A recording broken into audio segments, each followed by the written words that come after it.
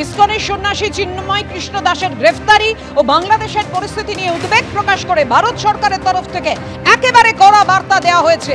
সেই কড়া বিবৃতিতে বলা হয়েছে, এটা দুর্ভাগ্যজনক যে একদিকে যখন অভিযুক্তদের ছাড় দেওয়া হচ্ছে, তখন অন্যদিকে একজন ধর্মীয় গুরু যিনি শান্তিপূর্ণ জমায়েতের মাধ্যমে যুক্তিসঙ্গত দাবি তুলছেন, তখন তার বিরুদ্ধে ব্যবস্থা নেওয়া হচ্ছে। আমরা শ্রী দাসের গ্রেফতারির বিরুদ্ধে শান্তিপূর্ণভাবে প্রতিবাদকারী সংখ্যালঘুদের ওপর হামলার দিকে উদ্বেগের সঙ্গে নজর রাখছি।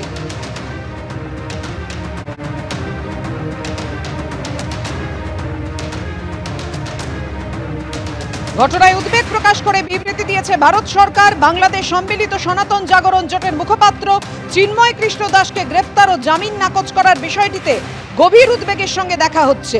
বাংলাদেশে চরমপন্থী গোষ্ঠীর দ্বারা হিন্দু ও অন্যান্য সংখ্যালঘুদের ওপর একাধিক হামলার ঘটনা ঘটেছে। সংখ্যালঘুদের বাড়িঘর ও ব্যবসায়িক প্রতিষ্ঠানে অগ্নিসংযোগ ও লুটপাটের পাশাপাশি চুরি, ভাঙচুর, মূর্তি ও মন্দির ভাঙচুর করার একাধিক ঘটনা ঘটেছে।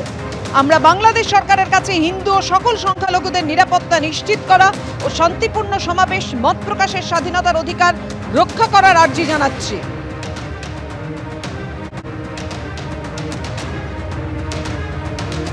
বিদেশ মন্ত্রকের তরফে কড়া বিবৃতি দিয়ে বলা হয়েছে, এটা দুর্ভাগ্যজনক যে একদিকে যখন অভিযুক্তদের ছাড় দেওয়া হচ্ছে, তখন অন্যদিকে একজন ধর্মীয় গুরু যিনি শান্তিপূর্ণভাবে জমায়েতের মাধ্যমে যুক্তিসঙ্গত দাবি তুলছেন, তখন তার বিরুদ্ধে ব্যবস্থা নেওয়া হচ্ছে। আমরা শ্রী দাসের গ্রেফতারির বিরুদ্ধে শান্তিপূর্ণভাবে প্রতিবাদকারী সংখ্যালঘুদের ওপর হামলার দিকে উদ্বেগের সঙ্গে নজর রাখছি।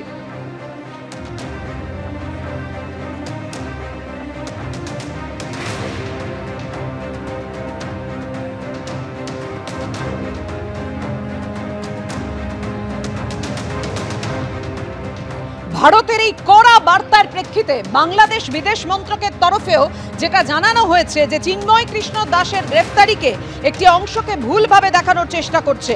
আমরা অত্যন্তভাবে স্পষ্ট করে জানাচ্ছি, প্রত্যেক বাংলাদেশি নাগরিকের তার নিজস্ব ধর্মীয় আচার আচরণের এবং বিনা বাধায় মত প্রকাশের অধিকার রয়েছে। প্রত্যেক নাগরিক, বিশেষ করে ধর্মীয় সংখ্যালঘুদের নিরাপত্তা নিশ্চিত করা বাংলাদেশ সরকারের দায়িত্ব।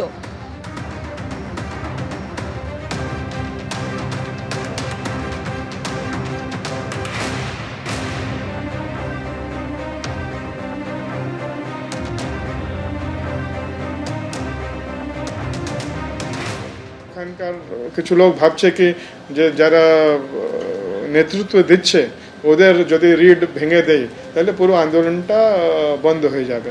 কিন্তু কোয়েশ্চেন এটা হচ্ছে কি যারা এরা আন্দোলন করছে ওটা তো খুব শান্তিপূর্ণভাবে খালি এটাই ডিমান্ড করছে কি আমরা বাংলাদেশের সন্তান, আমরাও ভূমিপুত্র এখানকার, আমাদেরকে আমাদের প্রপার্টি, আমাদের মেয়ে, আমাদের পরিবারকে, আমাদের সম্পত্তি এটা রক্ষা করা হোক।